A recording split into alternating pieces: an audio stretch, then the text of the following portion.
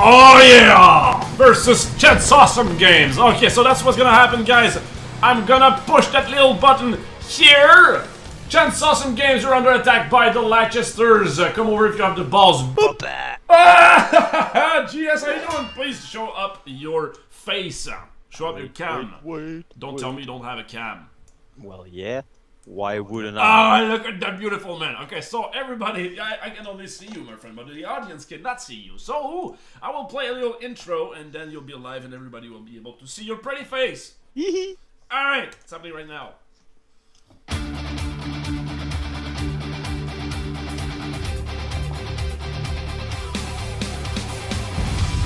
It's awesome people I'd like to meet! Woohoo! Look at that, we are with GS here, Jean-Simon Otis. From Chainsawesome Game. Great friend of mine. Please, my friend, show yourself. You're in the spotlight of the Lachhhisters. You're in the spotlight, and I can see that David is trying to imitate somebody working. He's actually looking at you talking to me. Whoa, Inception. That's great. That's awesome. So please present yourself, my friend. I know you already, well, I'm JS. David is right over there, and Jade is back there. We're Chainsawesome Games, working on Night Squad, the game that was just announced to be on Xbox Live Gold on November 16th. That was the big announcement? Yep. Oh my god! So it's gonna be released. It's official. Yep, it is. On Xbox. Yeah. Xbox and Steam, the final release will be on the November 16th as well. Dude, that's amazing. Congratulations on that. You did win the race of who's gonna release a console game first. Yeah! You're officially better than me. There you go. You can sleep with my wife, you can do whatever. Oh, I'm taking notes of that.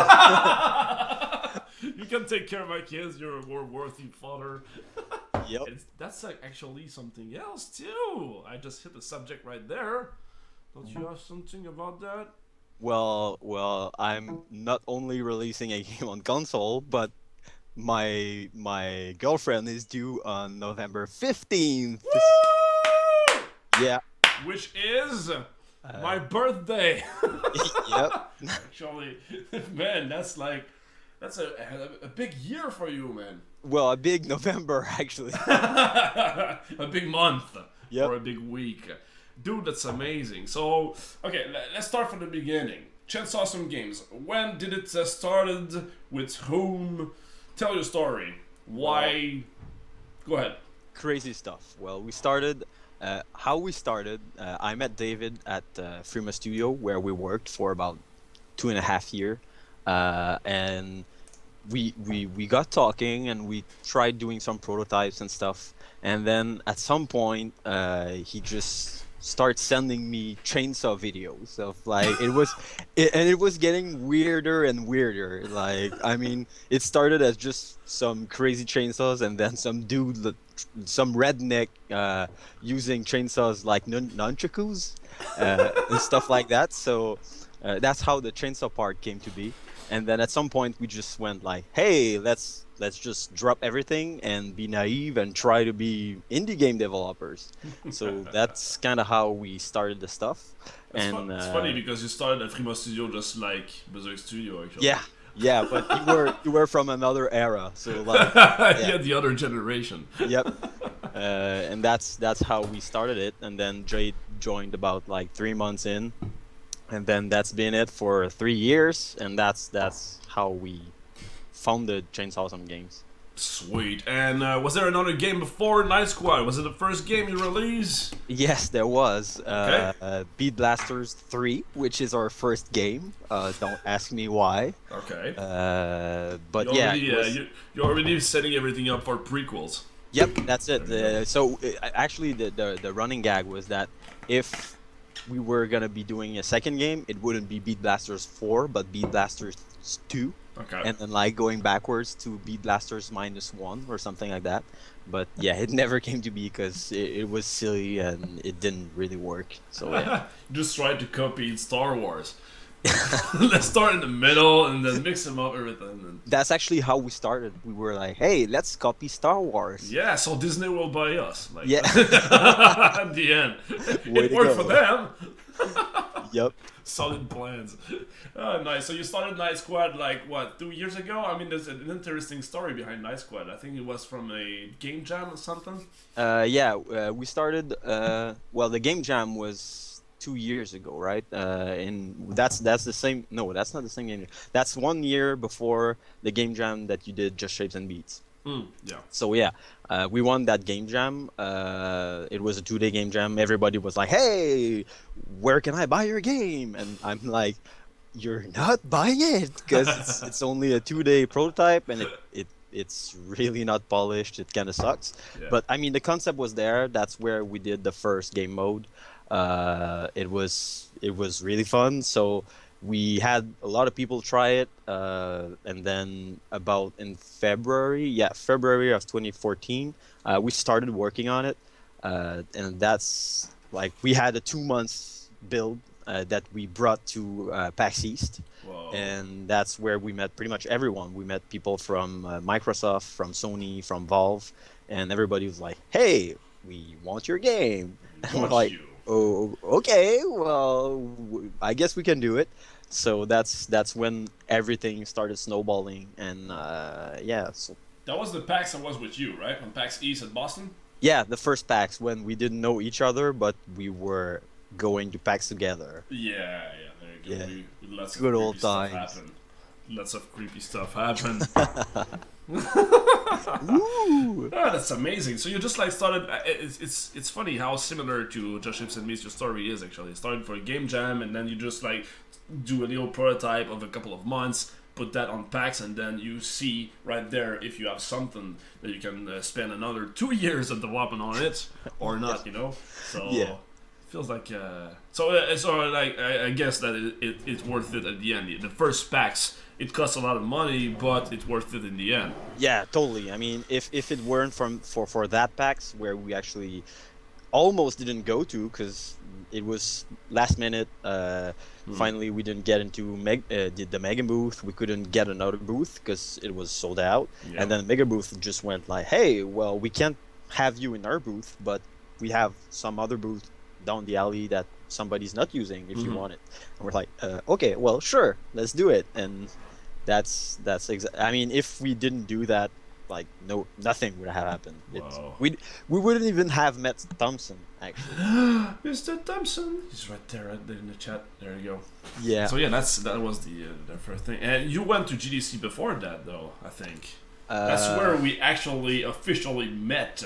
At Yeah, GDC exactly. before Yeah, that. because we Funny, we're thought from the that, same. We're from the same city, and we had to go to San Francisco to meet each other and say, "Hey, oh, I'm from Quebec." Oh, Yeah, exactly. Yeah. But yeah, I went to GDC before, and then PAX where we met everyone, and I mean that it just shows how important it is to just be out there, show it to people, and not just work in your basement and be like, "Hey, I think I have something cool," but yeah.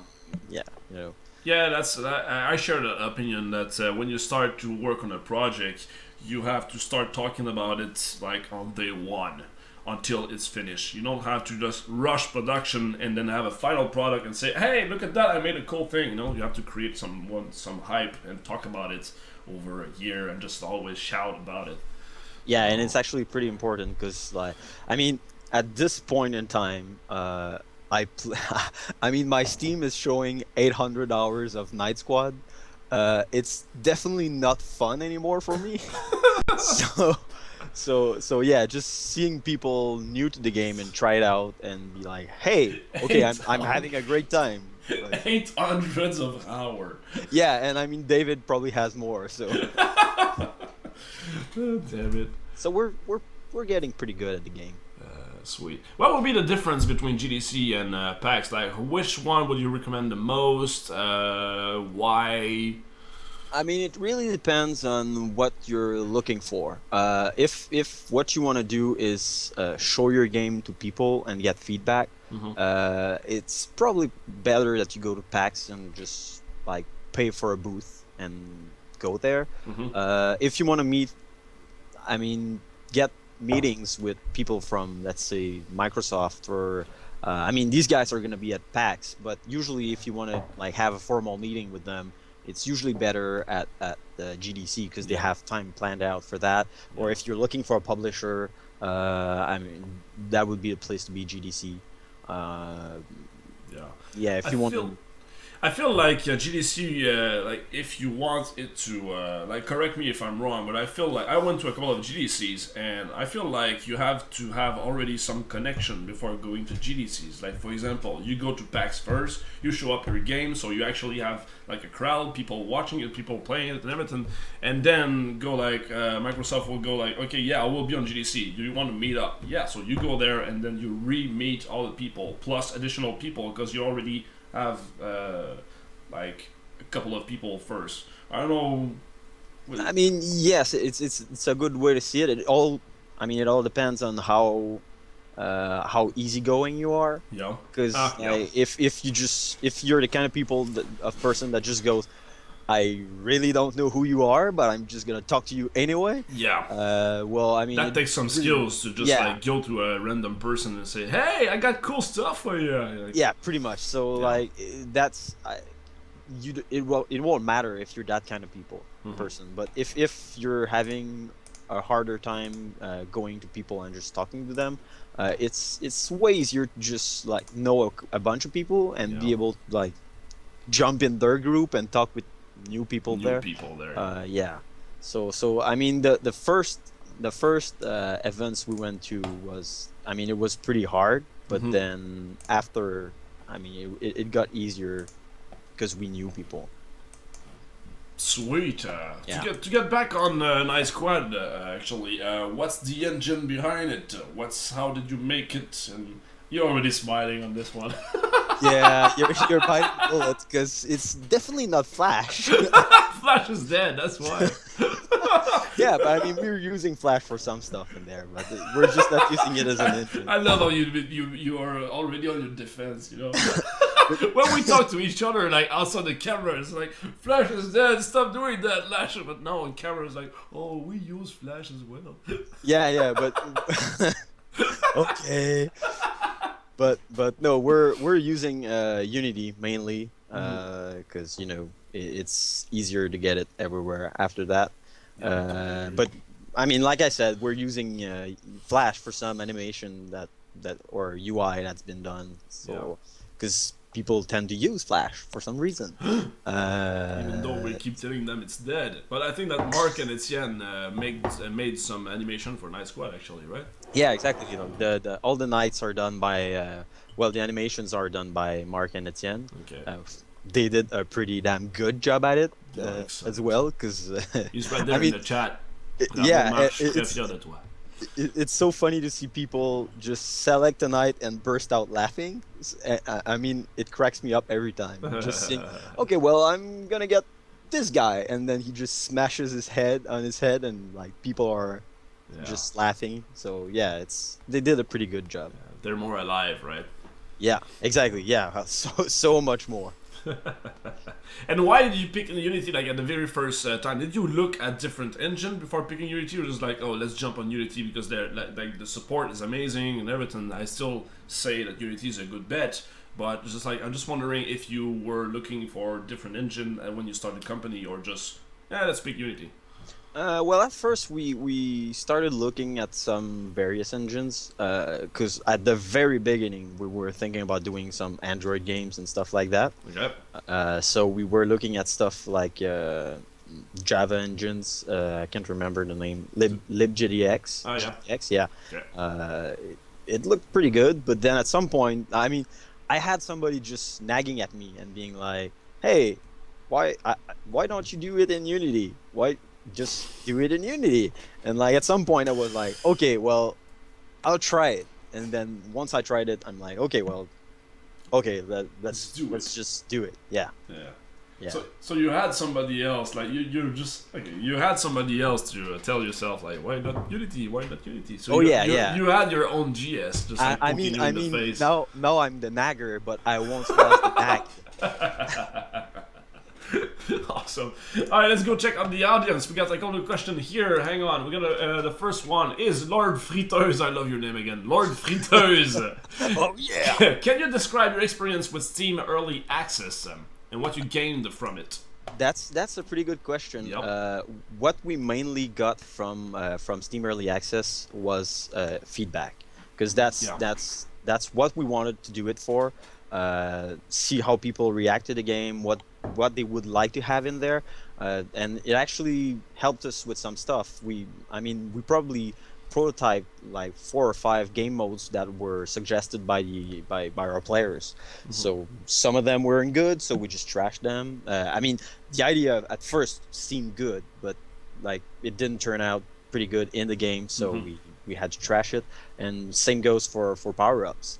So that was the main point. It didn't like bring so much money. It was really all about feedback. Okay, more about feedback. And Yeah. how did the community? How did you handle the community? Like, for example, if there's one guy saying, "Hey, the character should fly," and you're like, "Well, they are knights. It's not really a good idea." Is it hard?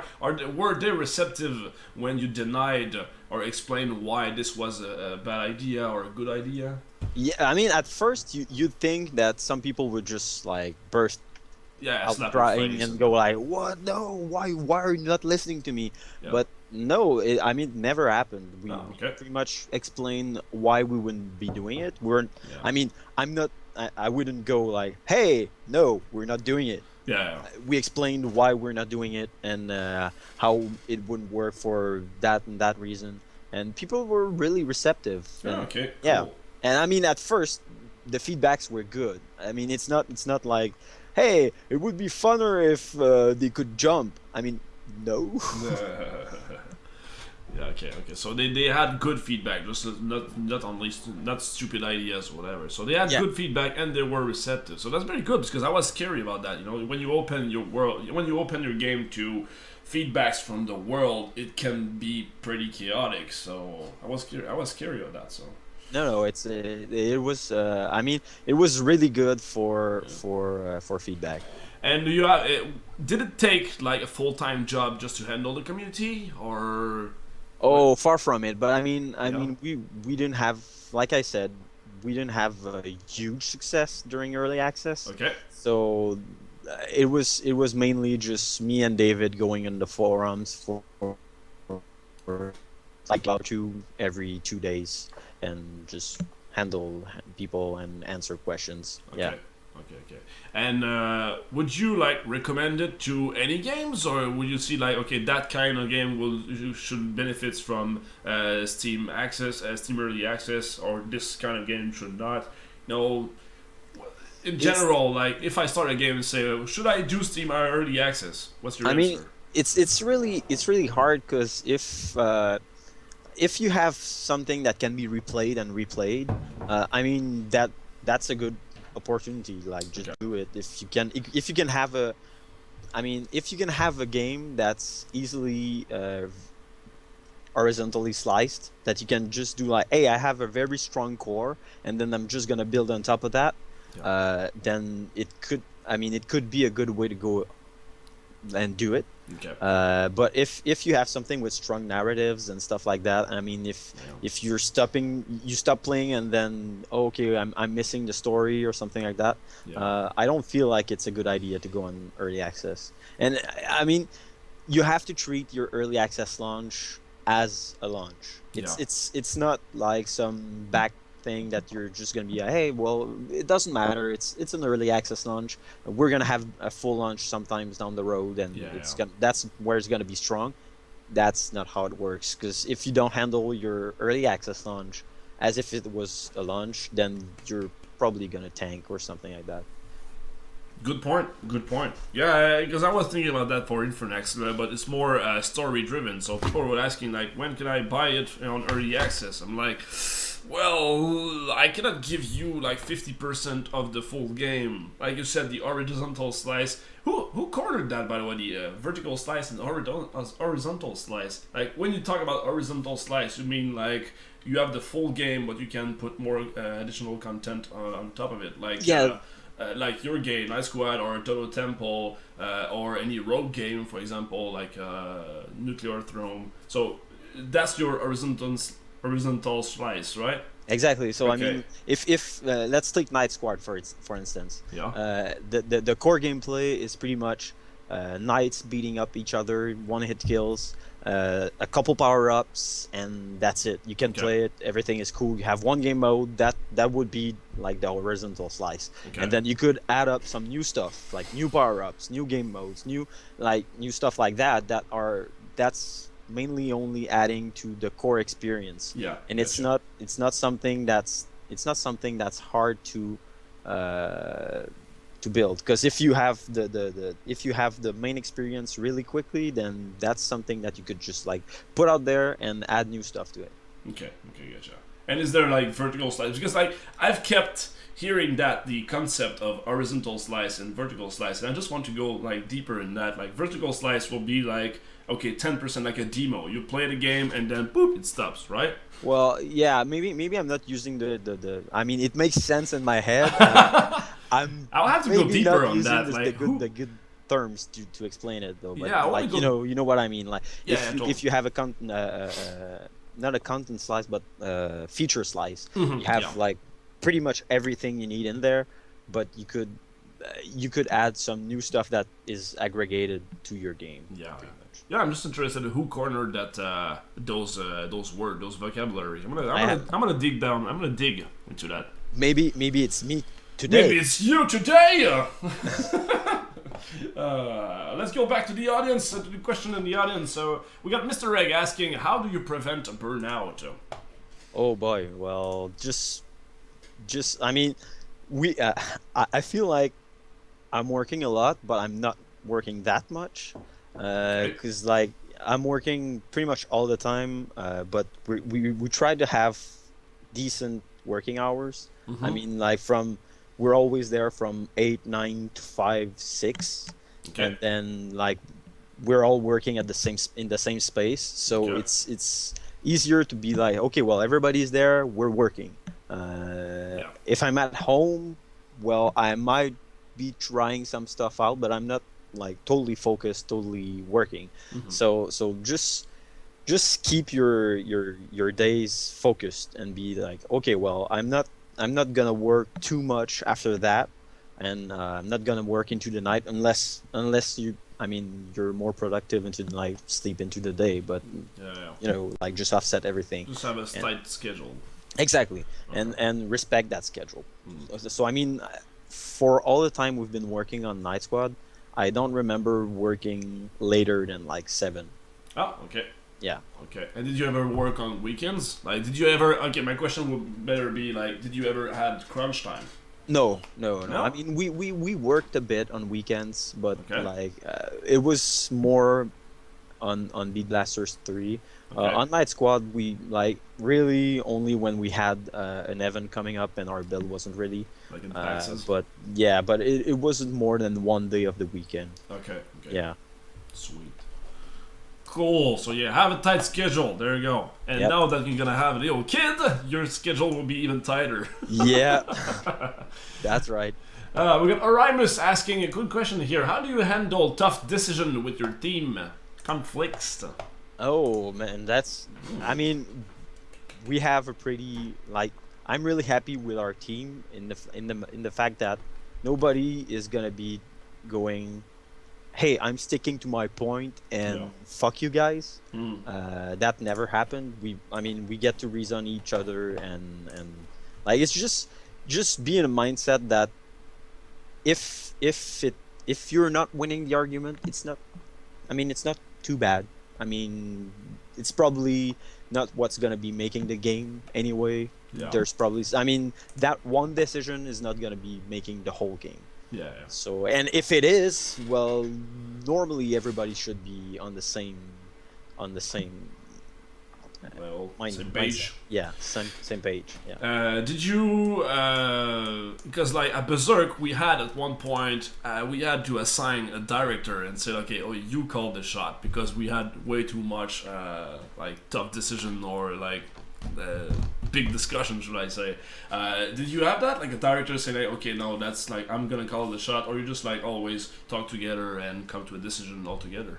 That never happened. Yeah, we basically, how it works is we always take the decisions all together, and when we actually hit some point where we're like, hey, I don't think that's the good answer. I if we're hitting a roadblock and just be like, hey, okay, well, nobody's gonna say that yours is the best idea. What we usually do is try to go for a dumbed down version of it and just prototype it and Okay. see like how it turns out. And Okay. so at this point we're not just going full fledged on it. We're trying it out, and if Okay. it works, then fine. We'll just like pimp it up and get into the game. So yeah, that's basically how we try to do it. So it never went to a point where you just go like a prototype battle, saying like, "This is my idea, this is your idea," and just like, "No, mine is better," whatever. It No, always, it never happened, but it would be a good show idea. yeah, right. Prototype Prototype battle with Chainsawesome Games and Berserk Studio. I love that. We got something. Let's do this. Fuck this interview. Fuck this interview. We can say fuck, guys, because we're French people and fuck is an animal. There you go. Yep. We got FGL Knight asking, tell us a games with gold story. How did Night Squad get selected for this promotion? That's a good question. It was really about being a nagger, pretty much. Being a nagger? Yeah, just nagging people, but like doing it nicely. Okay. It was. I mean, it's a matter of meeting people, having a good game, and just make sure that everybody's played it. So like being out there, that's how we went about it. We just asked, like, would you guys be interested? Yeah. Well, yeah, okay. Well, let's see what we can do. You're not interested. I as long as I didn't get a clear no, we're not interested, I would just send another email and ask about it. So it's all about like just asking. Mainly. Yeah. Just about being there. Seeing if I mean, it might not work for different reasons. Just ask why. See how it works out. See, like, I mean, if you don't ask, you're not gonna get it. So. And again, though, it was by going to different PAXs, right? You always like met them in person first, and then keeping track with them with emails, and that is a full-time job, right? Just keeping track of all the mails and like nagging all the people. Yeah, I mean, I don't do a list about it, because if I did, I would start being anxious and just be like, oh crap, I have to poke all these people. So I basically just do it when it comes to mind. Okay. I mean, it would be a better idea to just do it, like, actually keeping a list of what you got to do about it. But like I said, I actually have to program as well, so yeah. But so it is a full-time job. I mean, yeah, because I know like Mike has that on my, like, I didn't know that was a full-time job. I was like, Mike, can you take care of that? All right. And then I was in my mind, I was planning to have Mike coding and do the PR, but it was always like, well, I already have that ton of job of PR to do, so I didn't realize how much like marketing there is. And that's not even marketing. It's not even talking about your games. It's about talking to the people, like Microsoft and PS4. Blah, blah. It's business development. Exactly. Basically. Yeah, exactly. just knowing the right people, speaking to those people, and just making sure they don't forget about you. Yeah, exactly. And that takes a lot of time. I didn't know that. I have underestimated that a lot.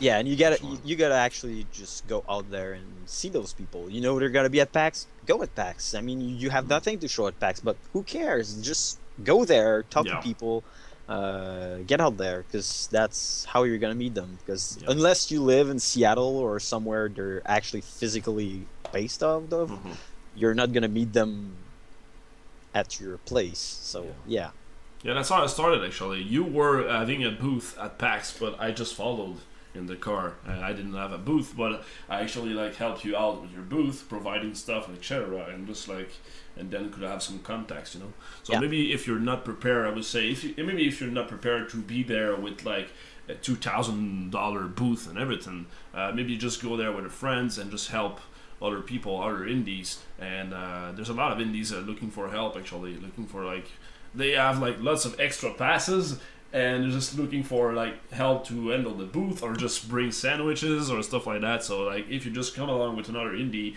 go there, talk about with other people, and then I'll just like I always dip your hand in the water, dip your toe in the water. What part of the body in the water? I don't remember that expression. Just dip it. Just dip it. Dip everything. Every extremities. Wait. Yeah. So yeah, it's this is really important. Yeah. Everything. Everything. In the water. Dip it in the water. There you go. I want to say another question by Kojak TSL. What is your favorite part of building games? Personally, it's the tech. So like the tech. David works on the game design mainly. Okay. So he implements it, tries it out, has ideas about it. We debate about it sometimes, but he's usually the one doing them, like building them. And I'm mainly the guy doing all the networking stuff, the online, the console stuff, putting it on console. I'm the guy responsible for that. Okay. Doing the UI and stuff like that. So that's what I actually like doing. Okay. So that's the main part I work on. On that, you said you were working on a networking, adding online support on Night Squad. Was it a strategic business choice, or it was like a hard like a opinion choice? Like, oh, we would love to have that in the game. It's kind of both. Kind of both. It's more a matter of seeing all of those multiplayer local games coming out and being like, well, let's try doing something more, because there's a lot of those out there. It's incredibly fun games, but at the same time, the main concern everyone is just complaining about is there's no online. Yeah. So, and I mean, it's an expertise that is kind of in demand, I think.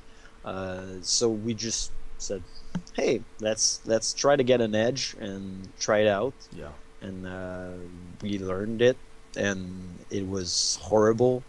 I loathe my life now, but no. I mean, it's hard at first. Okay. Like really hard. Like really hard. Yeah. But once you've done it once, you get the gist and you know how to do it. And was it worth it to have online mode? Do you think it opened you to more doors? Like, did it open more doors for you? Like, for example, you could not have games with Go without online, for example. Maybe not as drastic as that, but in the end, did it worth it to add online mode? Oh, totally. I mean, like, as soon as you have online, you're kind of like strategy-wise, YouTubers will not look at your game the same way, because they're gonna be coming at your booth at PAX. They're gonna try it out. They're gonna be so freaking stoked about playing it, and they're gonna be like, "Hey, this game is awesome." And the next question they're gonna ask you is, "Does it have online?" Yeah. Because they want to play it with friends. They want to stream it with friends. They don't want to be playing it all by themselves, because they don't have that setup to play like with multiple players at home and just call people and be like, hey, come down to my house and let's play it. Yeah. So so that's mainly one thing. I mean, it for YouTubers and streamers, that's a thing, because if you can get them in there, I mean, it's a definite plus. Okay, so that will definitely help the promotion side, right? More people will talk about your game if you have online. Yeah. I mean, it changed everything, marketing-wise. Yeah. I agree. I had the same question actually in Just Ships and Bees. Like, oh, this game is awesome. Does it have online? The very second question was always that. Yeah. So yeah, I do agree. How much time do you have with us, my friend GS? By the way, I don't want to take too much of your time. You have like releasing something today, so. All the time you need. All the time! Oh my god! Let's go to the strippers! Alright, let's go to another question then. Actually, we got a couple of more questions. Sorry, I have to ask this one. Gears is asking, is Flash dead? You know what? I'm just gonna use my ricochet on you, Lachhh. I'm using my rebound. Alright, okay, I got Senji is asking, what is the guy in the background doing? That's a good question. We can see his computer is off. There's definitely something. Look at his screen. The screen is off. No, that screen is his third monitor, and it's actually the Xbox monitor. He's just not using it. But yeah, he's handling the Reddit right now. Yeah, he's still handling the Reddit. There's lots of people are asking questions with the news that came out. So he's just like, hey, this is Night Squad. Don't shit on us. We're nice guys. Nice people. It's funny because like you have 3 computers in the background and none of them is open. Big day. Yep. Okay, we're gonna go back to the question. What is the most annoying part of making games? That's a good question. I don't know. I sincerely don't know what's the most annoying part of doing games. Probably all of the business management, because like dealing with taxes, dealing with all that stuff, with like government credits and stuff like that. It's more of a business thing than like what's in the game. What's the most annoying thing in the game to build in the game? But yeah, in the game, I don't know. But that's part of the question, though. Like a lot of people are dreaming of being an indie game developer and just say like, "Oh, it will be awesome. I will be making game all day," but they don't realize that like you wear so many hats, like accounting. Like, you didn't thought about that when you dream about that job, or marketing, promotion, all this stuff. You know, so you take care. I remember I was working like at Fremont before. It was just dreaming of like, oh, I don't want to take care of a team anymore. I just want to code. So I built my own company. Yay! So I did, and I ended up still having only 50% to code. Like even with my own company, being my own boss, I was still not coding at 100% of the time. You know? Yeah, because you started your own company not to have to take care of a team. So starting your company, you had to take care of a team. Voila. Yeah, but yeah. Do you do your own accounting and everything? Or you no. Okay, I haven't. No. I was like, wow, that guy's insane. No, but you still have to like think about it. Yeah. If let's say the accountant just forgot about you for some reason, you have to be like, hey, hasn't he forgotten about me? Like, because he's not. Yeah. I have the luxury of having my mom as an accountant, actually. Yeah. I feel like I'm still living in this basement, but she like that's her job actually. She's an accountant, and like she was saying that, well, I can work for you. I was like, oh yeah, let's do that. So now like every time we see each other, like and she's as much workaholic as myself. So like we always talk about work all the time. So yeah, we like with all the kids like, hey kids, how you doing? Hey Simon, by the way, let's do some work. So yeah, it's incredible. Yeah. Anyway, another question. I will say like the last question, my friend. After that, I think we have some surprise for the audience, right? We're gonna get back on that afterwards. We got Corpso asking, have you any tips for marketing your games? Seriously, I mean, it all depends on what kind of game you're doing. Just be as much out there as you can, but try as well to like not do it too fast, because like if you go out there and I mean you're marketing your game, it's been only 1 month you've been working on it, and then the game is releasing 3 years down, you might have to market it a lot to get it like to actually have people talking about it once the game releases. But yeah, be out there as much as you can. Show it to people, show it to the press, poke the press when you're going to different places. Just ask them to come around, try it. Yeah, that would be the main thing. Also, be present on Twitter and Facebook and whatever other social media you can handle. Just do it. Do it. Yeah, talk with people. That's one of the biggest thing we've learned. That's what we didn't do at all on our first game. We didn't talk to people. We didn't show the game. Like, nothing. And we were like, hey, the game's gonna be on Steam, so we're gonna do money. But no, So No. that's not how it works. Whoopsie. Yeah. Yeah, I do agree with that. When we started, like, we made a lot of Flash games, and with Flash game, that's what's cool is you just put your game out there, and you already add your money before it ends because everything is free there and everything. And you don't even have to take care of a marketing, promotion, blah blah blah. You just put it on Congregate, and then millions of people are playing it. So I was really afraid that will give me a bad habit of making games. Because now I'm on Steam, and now I have to convince people to go play my game. So it's the other way around. So that's why I've like always shouting about my game all the time for the past years, and it's not even finished yet. I'm still working on it. Yeah. And so yeah, talk about it as often as you want, as you can. Actually, I've asked that question to a couple of people, and one of them, I think it was the guy from Star Mazer.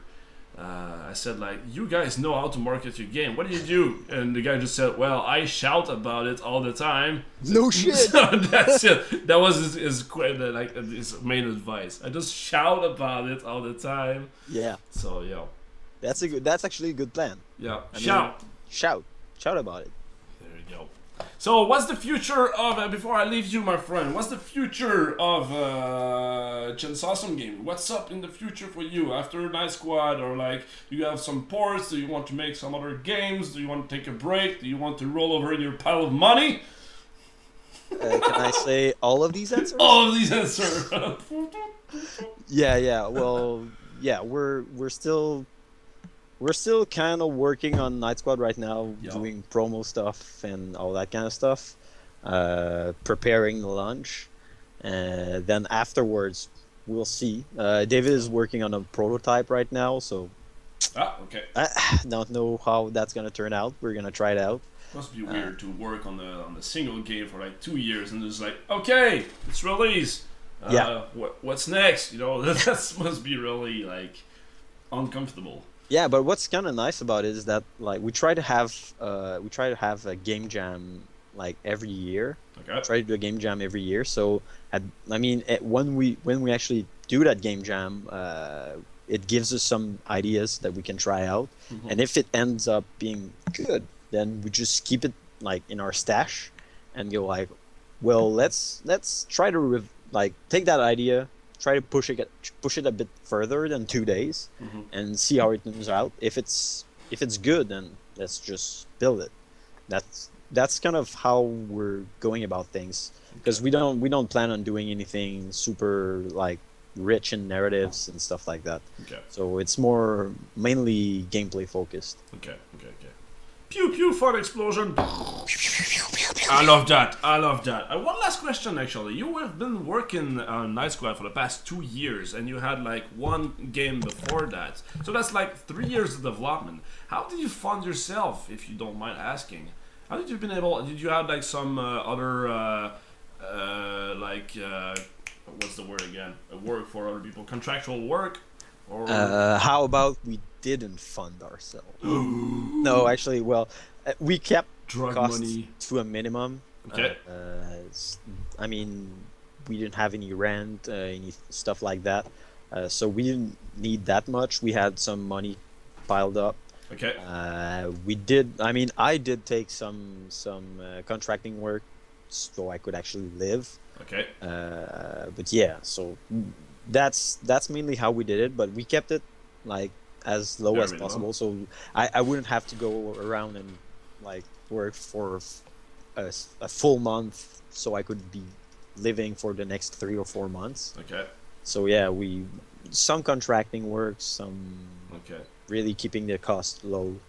Because that's something I love to share, that's something that people are shy to share about. But like my story was the same thing, I was working a long time, like in years, before I actually could pay myself some salary. Hey, how you doing? In the background, there's somebody in the background. You don't see her, but yeah. But yeah, I mean, we were working like for a long time before having our first dollar, and then it eventually go there. So I feel it's super valuable to tell people that if you want to be an indie, don't think that on the first month or even on the first game you're gonna be like, well, super rich and everything. You know, I think that. Are you comfortable right now with the release? Like, can you give yourself some salary? Can you expand or something? Or did you have some? What's next in the future, like on money side, on the money? Oh yeah, we started paying ourselves. Okay. Uh, yeah, we're not gonna die here. Yeah, so that's a definite yes. Okay. We might actually look at maybe hiring people. Oh. Not okay. not 20 people, but yeah. Well, my resume. Yeah. Actually, like on my to-do list, I had buy Berserk.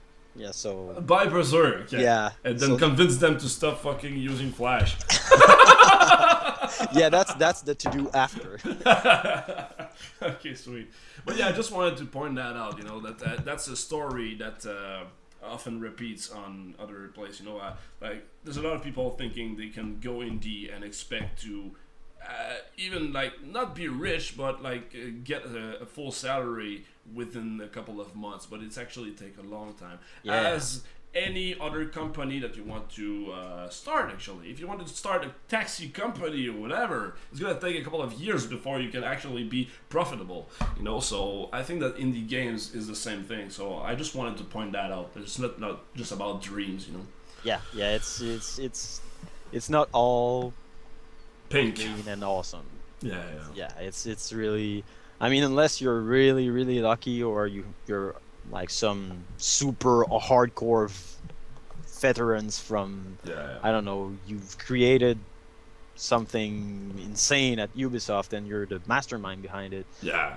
Don't expect to have like all of the press lining up to talk about you. Yeah. So yeah, I mean, it's been 3 years and we're finally starting to pay ourselves a good salary. So it's yeah. There you go, right there. All right, sweet. But the good news is it's been released, right, on Steam and on Xbox. Well, no, it's gonna be released. It's gonna the be full released. release is on November 16th. 16. All right, Yeah. right for my birthday. The next day for my birthday. Yeah. Sweet. Okay, so that's on. Sorry, I just already forget. That's on Xbox. Xbox, it's already on Steam Early Access. Okay. Full release is also stated for 16. November 16th. Yeah. Sweet. All right, and I think that you got some gift for the audience. Yeah, I have some keys if you want them. Sweet. How many keys? I don't know, like 50? No, I'm really kidding. 4 or 5, I guess. 4 or 5. We're gonna go with 5.